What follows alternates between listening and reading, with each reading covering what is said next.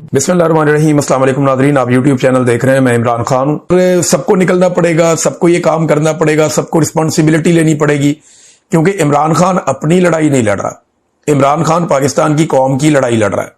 जब वो 26 करोड़ लोगों के लिए मार खा रहा है तो 26 करोड़ लोग उसे वापस रिस्पॉन्ड क्यों नहीं कर रहे। बात यह है कि लोग निकलते हैं, जोर लगाते हैं, लेकिन वो जिस लेवल पे निकलना चाहिए वो काम अभी तक हमने होता हुआ नहीं देखा। और जब लोग बहुत बड़ी तादाद में निकले उस वक्त गंडापुर साहब ने काम दिखा दिया था, अनफॉर्चुनेटली। बहरहाल दोबारा मोमेंटम बनाने की कोशिश की जा रही है। सुहेल आफरीदी ने कोहाट में अब जलसा किया, जलसा अच्छा था, तगड़ा जलसा था, लेकिन जो पिछले साल वाला मोमेंटम है वो मैं आपको साफ बताऊं वो अभी तक नहीं बना।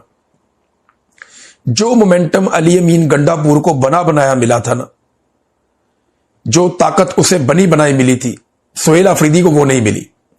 सुहेल आफरीदी का आगाज होता है एक ऐसे जलसे से जो अली अमीन अपना आखिरी जलसा करके जाता है। अली अमीन का जो आखिरी जलसा था उसके अंदर तो लोग बात ही नहीं सुन रहे थे, तकरीर ही नहीं सुन रहे थे। पंजाब से लोग गए थे, फिर भी जलसा का कामयाब ये उस तरह जलसा नहीं हुआ था जो पेशावर में अली अमीन आखिरी जलसा करके गया। तो ये मोमेंटम बिल्कुल तोड़कर चला गया था। सुहेल आफरीदी अब उसको ऊपर की तरफ उठा रहा है, करते करते काफी बेहतरी आ गई है। लेकिन मैं आपको साफ बात बताऊं तो पिछले साल जितना मोमेंटम नहीं है जो पाकिस्तान तहरीक इंसाफ ने बना लिया था। लेकिन बड़े सख्त बयान था जो अब शुरू हो गए। सुहेल आफरीदी ने कहा कि डी चौक से आजादी लेकर आएंगे या कफन पहनकर वापस आएंगे। ये बात अली अमीन गंडापुर ने भी की थी, लेकिन गंडापुर साहब अपनी बात पे पूरा नहीं उतरे। वो कह रहे थे मैं कफन लेकर जाऊंगा, कफन पहनकर वापस आऊंगा, मर के वापस आऊंगा, गोली खाऊंगा। लेकिन जैसे ही गोली चली अली अमीन गंडापुर डी चौक से फरार हो गए, बल्कि बहुत पहले ही एक चौक था वहां से फरार हो गए। फिर उससे पहले जब मुकाबला करने का टाइम था वो पहाड़ियां चढ़ गए। तो गंडापुर साहब ने सारा मोमेंटम ही तोड़ के रख दिया, एतबार ही लोगों का खत्म कर दिया। अब सुहेल आफरीदी साहब ने यह स्टेटमेंट दिया है, पहले मौका जाया कर दिया गया। देखिए 2024 में और 2025 में फर्क क्या है ये आप समझिए। गंडापुर को ऐसी कौन कौन सी चीजों की सहूलत मुयस्सर थी जो सुहेल आफरीदी को आज मुयस्सर नहीं है। सुहेल आफरीदी को ज्यादा मेहनत क्यों करनी पड़ेगी, ज्यादा काम क्यों करना पड़ेगा, उसकी वजह बताता हूं आपको मैं। सबसे पहली वजह यह है कि 2024 में मौजूदा मिलिट्री रजीम या आसिम मुनीर साहब या शहबाज शरीफ साहब, इनकी डोनाल्ड ट्रंप के साथ कोई यारी नहीं थी। 2024 में ये उतने तगड़े नहीं थे अमेरिका के साथ ताल्लुकात में जितने तगड़े ये 2025 में हो चुके हैं, नंबर एक। नंबर दो, भारत से लड़ाई नहीं हुई थी।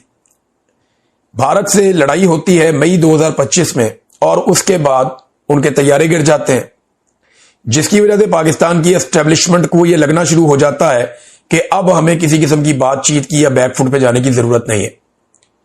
हमने कारनामा कर लिया, इसी के भरोसे हम बहुत टाइम गुजार लेंगे।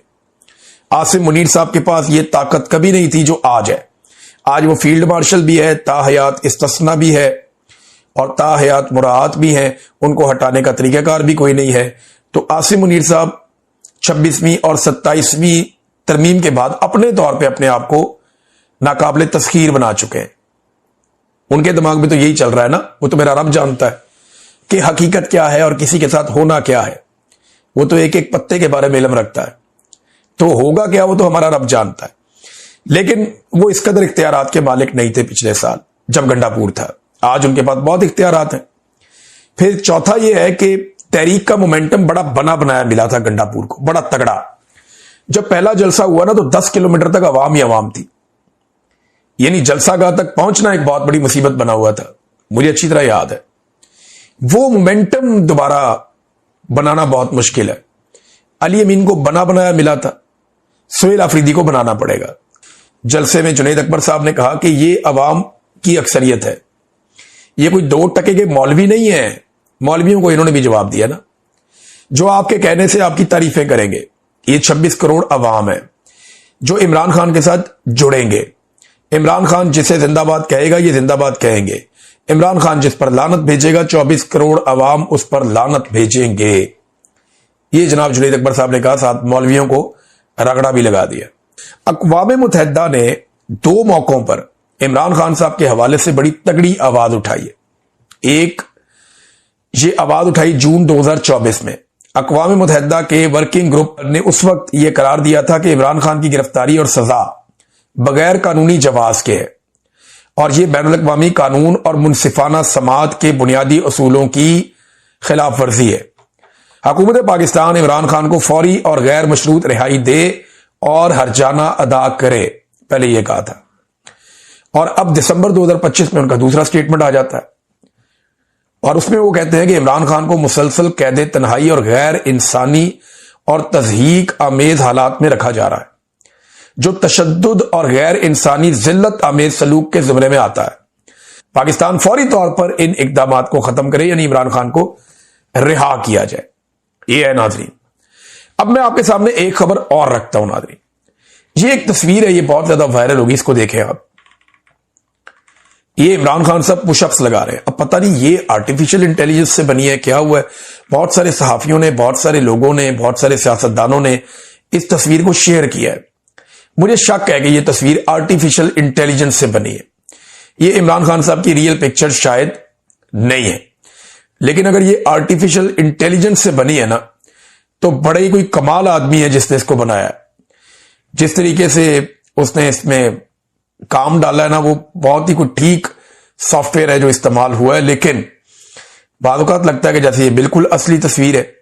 बहरहाल ये तो अब पाकिस्तान तहरीक इंसाफ या इमरान खान साहब की फैमिली बता सकती है, लेकिन ये एक तस्वीर वायरल बहुत ज्यादा हो रही है। यानी इमरान खान से मुतालिक कोई झूठी चीज है, सच्ची चीज है, कोई भी चीज है, कोई खबर है, वो आलमी उफक के ऊपर छा जाती है। पाकिस्तान के और पाकिस्तान के बाहर सोशल मीडिया पे फिर वही दिखाई देती है। इस लेवल की मकबूलियत इमरान खान साहब एंजॉय कर रहे हैं और इमरान खान साहब की मकबूलियत ही उनकी सबसे बड़ी दुश्मन बनी हुई है, क्योंकि एस्टेब्लिशमेंट इसी डर से इमरान खान को बाहर नहीं आने देती कि ये आदमी जेल से बाहर पांव रखेगा और मुल्क इसका हो जाएगा, फिर हमें कोई पूछेगा भी नहीं, फिर यही फैसले करेगा, हमें अमल दरामद करना पड़ेगा।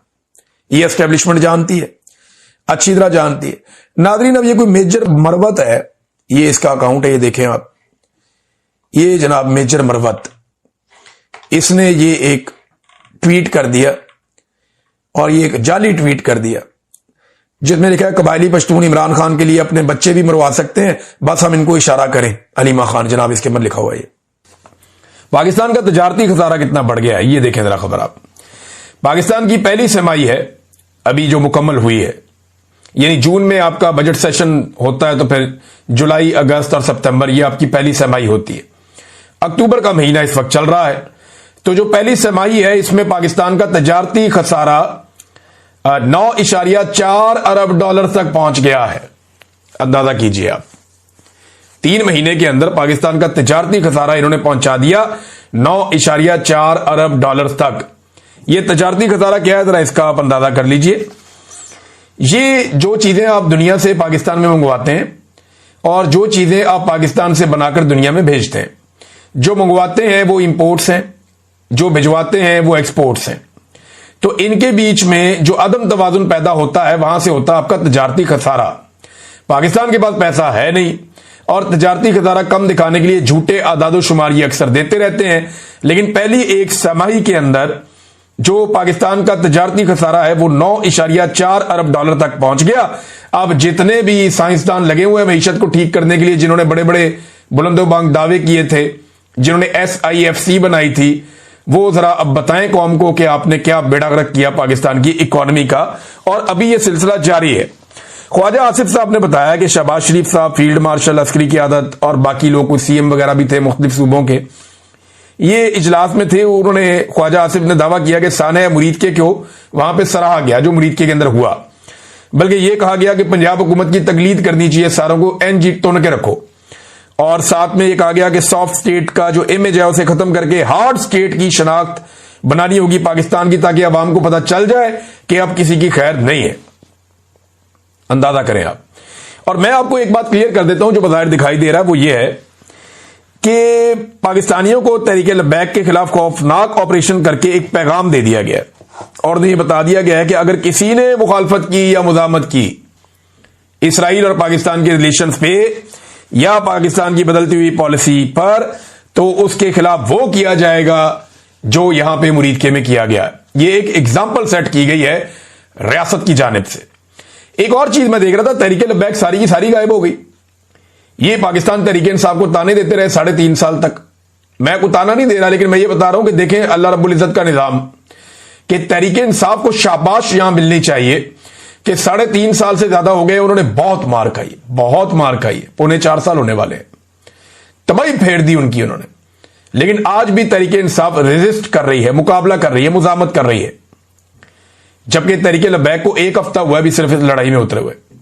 1 हफ्ता पहले उनके ऊपर क्रैकडाउन हुआ और तब से लेकर अब तक अब कोई बंदा नहीं मिलता जिससे आप बात करें। मैं सारा दिन कोशिश करता रहा हूं कि तहरीक लब्बैक के कोई जिम्मेदारान मेरे मत्थे लगे, मैं उनसे पूछूं कि जनाब बताएं सूरत-ए-हाल क्या है। और कोई तो कुछ बताए ना, कोई नजर ही नहीं आता, ना सोशल मीडिया पे ना मीडिया पे। जिनके नंबर थे वो भी सारे गायब हैं। जिन लोगों से रब्ता करो वो कहते हैं जी कोई राब्ते में नहीं। सहाफियों से कहा, उन्होंने कहा जी सभी गायब हैं, सारे के सारे अंडरग्राउंड हो गए।